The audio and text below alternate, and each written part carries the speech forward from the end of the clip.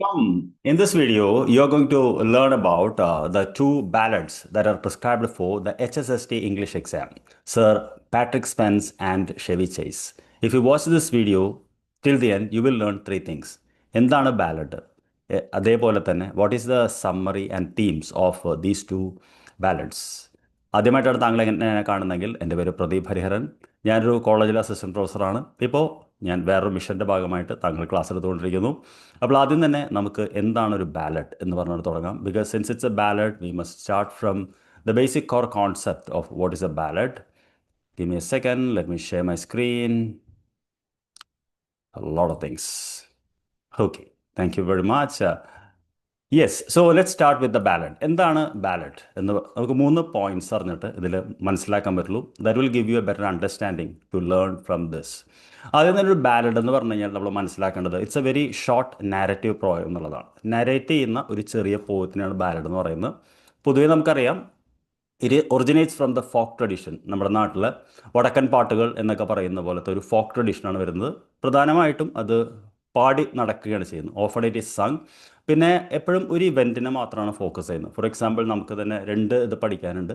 അത് രണ്ടും ഓരോ ഇവൻറ്റ്സിനെയാണ് ഫോക്കസ് ചെയ്യുന്നത്. ഒന്നൊരാളുടെ ഒരു സീ വോയേജ് ആണെങ്കിൽ മറ്റേത് ഒരു രണ്ട് ബാറ്റിലാണ് ഇതാക്കുന്നത്. ഒന്നൊരു ട്രാജിക് ആണെങ്കിൽ മറ്റേത് ഹീറോയിക് ബാലഡ് ആണെന്നുള്ളൂ. വളരെ സിമ്പിൾ ലാംഗ്വേജ് ആയിരിക്കും കമ്പയർഡ് ടു എൻ എപ്പിക് എന്ന് വേണമെങ്കിൽ പറയാം. പലപ്പോഴും ഡയലോഗും റെപ്പിറ്റേഷനും വളരെ കോമൺ ആയിരിക്കും. അതായത് ഒരേ വരികൾ തന്നെ റിപ്പീറ്റ് ചെയ്ത് പാടുന്ന ഒരു ട്രഡീഷൻ ഉണ്ടാവത്തില്ല. നമുക്ക് പഠിക്കാനുള്ള രണ്ട് ബാലഡ്സും എടുത്തിട്ടുള്ളത് വളരെ ഇമ്പോർട്ടൻ്റ് ആയിട്ട് വർക്ക് ചെയ്യുന്നതാണ്.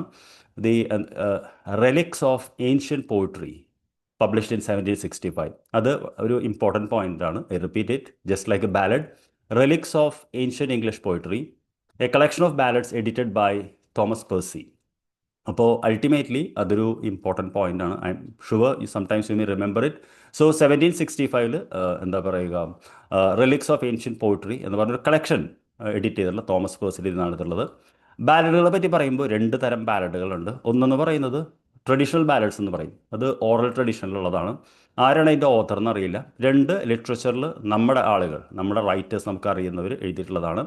അപ്പോൾ ആദ്യത്തേത് അനോണിമസ് ആയിരിക്കും. ആരാണ് എഴുതിയെന്ന് അറിയില്ല. എക്സാമ്പിൾസ് നമുക്ക് പഠിക്കാനുള്ള ഷെവി ചെയ്സ്, പിന്നെ അത് sir Patrick Spens, wife of Usher's Well എന്നൊക്കെ പറയുന്നത് traditionally who is the author എന്ന് നമുക്ക് ട്രേസ് ചെയ്യാൻ പറ്റില്ല. ഇനി നമ്മൾ ബാലഡ്സ് ഓഫ് ആർട്ട് അല്ലെങ്കിൽ ലിറ്റററി ബാലഡ്സ് എന്ന് പറയുന്നത് it's written by well known poets. Just ഒരു അറിയാൻ വേണ്ടി പറയുന്നതാണ്. ഫോർ എക്സാമ്പിൾ കോൾറിഡ്ജിൻ്റെ the rime of the ancient mariner എന്ന് പറയുന്നത് ഒരു ബാലഡ് ഫോമിൽ എഴുതിയിട്ടുള്ളതാണ്. The eve of Saint John by Walter Scott, അദ്ദേഹം അങ്ങനെ എഴുതിയിട്ടുള്ളതാണ്. പിന്നെ ജോൺ കീറ്റ്സിൻ്റെ ലാ ബെല്ലെ ഡാം സാൻസ് മേഴ്സി എന്ന് പറയുന്നതും ഒരു ലിറ്റററി ബാലഡാണ്. ഇത് കൂടാതെ ഒരു വിഭാഗം കൂടിയുണ്ട്. നമ്മളതിനെ മോക്ക് ബാലഡ് എന്നാണ് പറയുന്നത്. എല്ലാത്തിലും നമുക്കറിയാമല്ലോ ഒരു മോക്കിംഗ് ട്രഡീഷൻ കൂടിയുണ്ട്. അത് ഹ്യൂമറസ് ഇമിറ്റേഷൻ ആണ്. ബാലഡിൻ്റെ അതേ അനുകരണം ഇതിൽ കളിയാക്കുകയാണ് അതേ ശൈലിയിൽ. നമുക്ക് പ്രധാനമായിട്ടും അത് ഇമ്പോർട്ടൻ്റ് അല്ല. വില്യം കൂപ്പർ എന്ന് എഴുതിയിട്ടുള്ള ജോൺ ഗിപ്ലിൻ്റെ വർക്കാണുള്ളത്. അപ്പോൾ അൾട്ടിമേറ്റ്ലി അതാണ് നമ്മൾ ബാലഡിനെ കുറിച്ച് അറിയേണ്ടത്. ഇനി നമുക്ക് സർ പാട്രിക് സ്പെൻസ് എന്ന് പറയുന്ന ഫസ്റ്റ് ബാലഡിലേക്ക് വരാം. ഇതിൻ്റെ പബ്ലിക്കേഷൻ എന്താണ്, എന്താണ് ഇതിൻ്റെ പ്ലോട്ട്, തീമും ലിറ്റററി ഫീച്ചേഴ്സും എന്താണ് എന്നാണ് നമ്മൾ ഡിസ്കസ് ചെയ്യുന്നത്. അപ്പോൾ അൾട്ടിമേറ്റ്ലി നിങ്ങൾക്കിത് എവിടെ നിന്നാണ് എടുത്തിട്ടുള്ളതെന്ന് അറിയാം. ഇത് എവിടെ നിന്നാണ് എടുത്തുള്ളത്? റിലിക്സ് ഓഫ് ഏൻഷ്യൻ പോയിട്രി എന്നാണ് എടുത്തിട്ടുള്ളത്. നമ്മൾ മൂന്ന് കാര്യങ്ങൾ ഇതിൽ ഓർക്കേണ്ടത് വെച്ച് കഴിഞ്ഞാൽ, നാല് കാര്യങ്ങൾ. സർ പാട്രിക് സ്പെൻസ് എന്ന് പറയുന്ന സ്കോട്ടിഷ് ബാലഡാണ്. ഷെവി ചേസ് എന്ന് പറയുന്നത് ഇംഗ്ലീഷ് ബാലഡാണ്. ഒരെണ്ണം സ്കോട്ടിഷും ഒരെണ്ണം ഇംഗ്ലീഷും ഓർത്ത് വെച്ചത് നല്ലതാണ്. ഇത് ഏറ്റവും പഴക്കമുള്ളതെന്ന് വിശ്വസിക്കുന്ന ഒരു സ്കോട്ടിഷ് ബാലഡാണ്. One of the most famous and traditional ആയിട്ടുള്ള ഒരു സ്കോട്ടിഷ് ബാലഡാണ്. ഇതിലെ സ്റ്റോറി എന്ന് പറയുന്ന സർ പാട്രിക് സ്പെൻസിൻ്റെ ഒരു സ്കിൽഡ് സെയിലറിൻ്റെ ഒരു യാത്ര തന്നെയാണ്. അദ്ദേഹം ഒരു ഡേഞ്ചറസ് വോയേജ് കിങ് പറഞ്ഞ് പോകുന്നു. അതിനുശേഷം അദ്ദേഹത്തിന് തിരിച്ചു വരാൻ പറ്റത്തില്ല. അതായത് സി എന്ന് പറയുന്ന നമ്മുടെ ഒരു മോഡേൺ ഒരു ഇതിൽ നമുക്ക് നോക്കുകയാണെങ്കിൽ എങ്ങനെയാണ് മോബി ഡിക്കിൻ്റെ ഒക്കെ കഥ വരുന്ന മാതിരി കടലിൽ പോയി മുങ്ങി മരിക്കുന്നു. അതുമായിട്ട് കമ്പയർ ചെയ്യരുത്. What I am saying is that നമ്മൾ ഓൾഡ് മാൻ സീലെല്ലാം കണ്ടിട്ടുണ്ട്. സി എന്ന് പറയുന്ന ഒരു നാച്ചുറൽ ഇത് നമുക്ക് എന്താ ഒരു വലിയ ഫോഴ്സായിട്ട് വരുന്ന ഒരു തീം, ഒരു സെൻട്രൽ തീമാണ് അതിൽ വരുന്നത്. അപ്പോൾ അൾട്ടിമേറ്റ്ലി അത് ഒരുപാട് നമ്മുടെ പ്ലേകളിലും എല്ലാം വരുന്നുണ്ട്. ഇനി ഇത് എപ്പോഴാണ് പബ്ലിഷ് ചെയ്തത് ഞാൻ പറഞ്ഞു, 1765 സർ ബിഷപ്പ് തോമസ് പേഴ്സി, നേരത്തെ ഞാൻ ബിഷപ്പ് എന്നുള്ള വാക്ക് ഉപയോഗിച്ചില്ല. Relics of ancient English poetry ഇദ്ദേഹം പബ്ലിഷ് ചെയ്തതിൽ 11 സ്റ്റെയിൻസാസ് മാത്രമേ ഉള്ളൂ. ശരിക്കും പറഞ്ഞാൽ അതിലും കൂടുതലുള്ള സ്റ്റെയിൻസാസ് ഉണ്ടെന്ന് പറയുന്നു. പക്ഷേ ഇദ്ദേഹത്തിൻ്റെ വെർഷനിൽ 11 മാത്രമേ ഉള്ളൂ. ഇതിൻ്റെ പ്ലോട്ടും നാരറ്റീവും വളരെ സിമ്പിളാണ്. എന്താ പറയുക, ഒരു കിങ് കിങ്ങിൻ്റെ പേര് നമുക്ക് പറയുന്നില്ല. He's asking for sailor. ആരെ നമുക്ക് കിട്ടും? ഒരു സെയിലറെ, ഒരു റോയൽ വോയേജിന് വേണ്ടി അത് ചോദിക്കുന്നു. നമുക്ക് ബാലഡിൻ്റെ വരികൾ എടുത്തു കഴിഞ്ഞാൽ ഈ 4 വരികളാണ്. ഇത് എന്താ പറയുക, ഒരു ഡീറ്റെയിൽ ടെക്സ്റ്റ് അല്ലാത്തതുകൊണ്ട് എൻ്റെ ആവശ്യമില്ല. പക്ഷേ the king sits in Dunfermline town drinking the blue red wine. Oh where will I get a sleeky skipper to sail this ship of mine. അതായത് ഒരു കിങ്ങിന് ഒരു റോയൽ വോയേജിന് എവിടെ നിന്നൊരു സെയിലറെ കിട്ടുമെന്ന് ചോദിക്കുന്നു.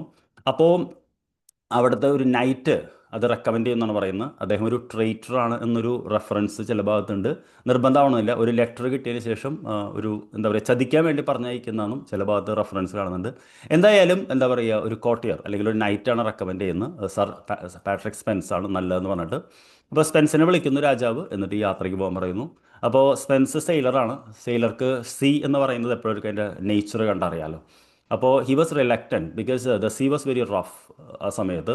പക്ഷേ എന്താ പറയുക, രാജാവിൻ്റെ ഇത് കേൾക്കാൻ അല്ലാതെ മറ്റു വഴിയില്ലാത്തതുകൊണ്ട് അദ്ദേഹം പോകുന്നു. അതിൽ വളരെ സിംബോളിക് ഇമേജസ് ഉണ്ട്. പ്രത്യേകിച്ച് മൂൺ എന്ന് പറയുന്നത് നിങ്ങൾക്കറിയാലോ. മൂൺ എന്ന് പറയുന്നത് വളരെ ഇതാണ്. അതിലൊരു ഹാഫ് മൂണിനെ പറ്റി പറയുന്നുണ്ട്. അപ്പോൾ അൾട്ടിമേറ്റ്ലി അത് തന്നെ ഒരു ഓമിനസ് സൈനാണ് അദ്ദേഹത്തിന് തോന്നുന്നുണ്ട്. എന്തായാലും അദ്ദേഹം ആ വോയേജ് എടുക്കുന്നു. അവരെ കടലിൽ പോകുന്നു, തിരിച്ചു വരുന്നില്ല. ഇവരെ കാത്ത് ഒരുപാട് വനിതകൾ ഷോറിൽ നിൽക്കുന്ന ഒരു ട്രാജിക് ടോണിലാണ് ആ ഇത് പാരഡ് അവസാനിക്കുന്നത്. ഇതിൽ ഇമ്പോർട്ടൻ്റ് ആയിട്ട് നമ്മൾ നോക്കേണ്ടതെന്ന് വെച്ച് കഴിഞ്ഞാൽ തീംസും ലിറ്റററി ഫീച്ചേഴ്സുമാണ്. ഇതിലെ തീം എന്ന് പറയുന്നത് ഞാൻ പറഞ്ഞല്ലോ, ഒരു മിസ്യൂസ് ഓഫ് പവറാണ് ഇതിലെ പ്രധാനപ്പെട്ട തീം എന്ന് പറയുന്നത്. അതായത് വോയേജ് എന്ന് പറയുന്ന സീ മോശമായിട്ടും അദ്ദേഹത്തോട് കടലിൽ പോകാൻ പറയുന്നു. പിന്നെ ഒരു ബ്ലൈൻഡ് ഒബീഡിയൻസ് ടു അതോറിറ്റി എന്ന് പറയുന്നൊരു തീമുണ്ട്. കാരണം അന്ന് കാലത്തൊക്കെ നമുക്കതിനെ എതിർക്കാൻ പറ്റില്ലായിരുന്നു. പിന്നെ ഫെയ്റ്റും ട്രാജിക് ഇനബിലിറ്റി. കാരണം നമ്മളെല്ലാം വിധി എന്നാണ് പറയുന്നത്. സീഡ് ഒരു ഡേഞ്ചർ, സോഷ്യൽ ഹൈറാർക്കിയും പറയുന്നുണ്ട്. അതായത് നാട്ടിൽ ഒരുപാട് പേരുണ്ടായിട്ടും സർ പാട്രിക് സ്പെൻസിനെ മാത്രമാണ് ഇതാക്കുന്നുള്ളത്. പ്രധാനമായിട്ട് എൻ്റെ ലാംഗ്വേജ് എന്താ പറയുക, വെരി പവർഫുൾ ആയിട്ടുള്ളൊരു ലാംഗ്വേജാണ്. സിമ്പിൾ ലാംഗ്വേജാണ്. സ്ട്രോങ് നെറേറ്റീവ് ഡ്രൈവ് ഉണ്ട്, ഡ്രമാറ്റിക് മോണലോഗ് ഉണ്ടെന്ന് പറയുന്നു. എന്ത് തന്നെയായാലും എന്താ പറയുക, ഒരു ഓർഡർ ട്രഡീഷനിൽ മനോഹരമായിട്ടുള്ള ഒരു സംഭവമാണ് സർ പാട്രിക് സ്പെൻസ് എന്ന് പറയുന്നത് ഇതിൽ വരുന്നത്. ഓക്കെ, ഇനി നമുക്ക് ഷെവി ചേസ് എന്ന് പറയുന്ന ഒരു ബാലഡിൻ്റെ ഇത് നോക്കാം. 3 കാര്യങ്ങൾ തന്നെയാണ്. ഇതിൻ്റെ ബാക്ക്ഗ്രൗണ്ട് നമുക്ക് നോക്കാം. ഇതിൻ്റെ പ്രധാനപ്പെട്ട ഒരു ബാക്ക്ഗ്രൗണ്ട് നമ്മൾ അറിയേണ്ടത്, ഇത് ഒരു ഹിസ്റ്റോറിക്കൽ വാറുമായിട്ട് ബന്ധപ്പെട്ട ഒരു ഇംഗ്ലീഷ് ബാലഡാണെന്നുള്ളതാണ്. ഇറ്റ്സ് ആസ് എ ഹിസ്റ്റോറിക്കൽ, പക്ഷേ അതിലെ ഫാക്റ്റുകൾ അതിൽ നിന്ന് നമുക്ക് എടുക്കാൻ പറ്റില്ല എന്ന് പറയുന്നുണ്ട്. ബാറ്റിൽ ഓഫ് ഓട്ടർബം എന്ന് പറഞ്ഞ് 1388 1388 നടന്ന ഒരു ബാറ്റിലുണ്ട്. അതൊരു ബോർഡർ ബാറ്റിലായിരുന്നു ബിറ്റ്വീൻ ഇംഗ്ലണ്ട് ആൻഡ് സ്കോട്ട്ലൻഡ്. അതിനെ ബേസ് ചെയ്തിട്ടാണ് ഈ ബാലഡ് എഴുതിയിട്ടുള്ളതെന്നാണ് നമ്മുടെ വിശ്വാസം. പക്ഷേ ഇതിലുള്ള ഹിസ്റ്റോറിക്കൽ ഫാക്ട്സ് എല്ലാം ഫിക്ഷൻ ആയതുകൊണ്ട് അതിലൊരു ഹിസ്റ്റോറിക്കലി ആക്യുറേറ്റ് ആയിട്ട് കരുതുന്നില്ല. ഇത് പ്രധാനമായിട്ട് നമ്മൾ മനസ്സിലാക്കേണ്ടത്, ഷെവി ചേസ് എന്ന് പറയുന്നത് ഒരു ട്രഡീഷണൽ ഇംഗ്ലീഷ് ബോർഡർ ബാലഡാണ്. ഇത് 2 പേര് തമ്മിലുള്ളൊരു യുദ്ധത്തിനെയാണ് സൂചിപ്പിക്കുന്നത്. 2 ഏൾമാർ തമ്മിലുള്ള, ഒരാളുടെ പേര് പേഴ്സി, അദ്ദേഹം ഇംഗ്ലണ്ടിലെ ആളും, മറ്റേ ആളുടെ പേര് ഡഗ്ലസ് എന്ന് പറയുന്നവരും. ഇതിൽ ആരാണ് ഇതിന് കാരണം എന്ന് ചോദിച്ചാൽ പേഴ്സിയാണെന്ന് പറയേണ്ടി വരും. നമുക്കെപ്പോഴും വോർ എന്ന് പറയുന്ന ഹീറോയിക് ആണല്ലോ. നമ്മളൊരു ബാറ്റിൽ ട്രഡീഷനിൽ നമ്മളെ എപ്പിക്സിലും കണ്ടിട്ടുണ്ട്. ആ ഒരു ഇത് തന്നെയാണ്. 2 പേര് heroically, Percy and Douglas fight ചെയ്യുന്നു, 2 പേരും മരിക്കുന്നു. ഓക്കെ, അപ്പോൾ ആ ഒരു heroic battle, nature of the ബാറ്റിലാണ് ഇതിൽ നമ്മൾ ഇതാക്കുന്നത്. നമ്മുടെ വടക്കൻ വീരഗാഥ പാട്ടുകളിലൊക്കെ കേൾക്കുന്ന മാതിരി തന്നെയാണ്. അപ്പോൾ ഇതാണ് ഇതിനെക്കുറിച്ച് നമ്മൾ പ്രധാനമായിട്ട് മനസ്സിലാക്കേണ്ടത്. ഇതിൻ്റെ പ്ലോട്ട് എന്ന് പറയുന്നത് വളരെ സിമ്പിൾ പ്ലോട്ടാണ്. അതായത് പേഴ്സി, ഏൾ ഓഫ് പേഴ്സി, അദ്ദേഹം ബ്രിട്ടീഷ് ഏളാണ്. അദ്ദേഹം ഒരു ഹണ്ടിങ് എക്സ്പെഡിഷൻ, നമുക്കറിയാലോ അന്ന് കാലത്ത് അവരുടെ ഒരു വിനോദം എന്ന് പറയുന്നത് നായാട്ടാണ്. അങ്ങനെ വരുമ്പോൾ അദ്ദേഹം ഷെവിയോട്ട് ഹിൽസ് എന്ന് പറയുന്ന ഒരു സ്ഥലത്ത് വരുന്നു. ശരിക്കും ആ സ്ഥലം എന്താ പറയുക, സ്കോട്ടിഷുകാർ ഞങ്ങളുടെയാണ് എന്ന് പറഞ്ഞൊരു സ്ഥലമാണ്. അപ്പോൾ പക്ഷേ ഇദ്ദേഹം വിചാരിക്കുന്നത് അത് ഇംഗ്ലീഷ് ലാൻഡാണെന്നുള്ളതാണ്. എപ്പോഴും ബോർഡറിൽ കോൺഫ്ലിക്റ്റ് ഉണ്ടാവുമല്ലോ. അങ്ങനെ ഇദ്ദേഹം ഹണ്ടിങ്ങിന് വരുമ്പോൾ, എൻ്റെ നാട്ടിൽ നീ വന്ന് ഹണ്ട് ചെയ്യൂ എന്ന് പറയുന്നൊരു പ്രൊവൊക്കേഷൻ ഡഗ്ലസിന് വരികയും അവർ തമ്മിലൊരു വലിയൊരു വോറിലേക്ക് പോവുകയാണ് ചെയ്യുന്നത്. അപ്പോൾ അൾട്ടിമേറ്റ്ലി അതിൻ്റെ റീസൺ എന്ന് പറയുന്നത് എന്താ പറയുക, നമുക്ക് പ്രൈഡാണെന്നോ ഫോൾസ് പ്രൈഡാണെന്ന് പറയാം. എന്തായാലും എൻഡ് എന്ന് പറയുന്നത് 2 പേരും ഒരു മരണത്തിലാണ് അവസാനിക്കുന്നത്. അപ്പോൾ അൾട്ടിമേറ്റ്ലി എന്താ പറയുക, ആ ഒരു ട്രാജിക് ടോണിലാണ് ഈ ബാലഡും അവസാനിക്കുന്നത്. ഇതിൻ്റെ തീംസ്, ഇതിൽ ഇൻഫ്ലുവൻസ് ആയിട്ടുള്ള വ്യക്തിയുണ്ട്, അതിനാരാന്ന് പറയാം. പ്രധാനമായിട്ട് ഇതിൽ വരുന്ന തീംസ് എന്ന് പറയുന്നത് ഹീറോയിക് ബ്രേവറി തന്നെയാണ്. അതായത് നമുക്കറിയാലോ, ആ ഒരു ഹീറോ വർഷിപ്പ് എന്ന് പറയുന്ന സംഭവം തന്നെയാണ്. പിന്നെ ബോർഡർ റൈവൽറി, ബോർഡറിലുണ്ടാവുന്ന പ്രൈഡ് ആൻഡ് ഓണർ ഞാൻ പറഞ്ഞൊരിതാണ്. പിന്നെ ട്രാജിക് കോൺസിക്വൻസസ്, ഒരു വോറിൻ്റെ കോൺസിക്വൻസ് എന്താണെന്നും ഇത് പറയുന്നുണ്ട്.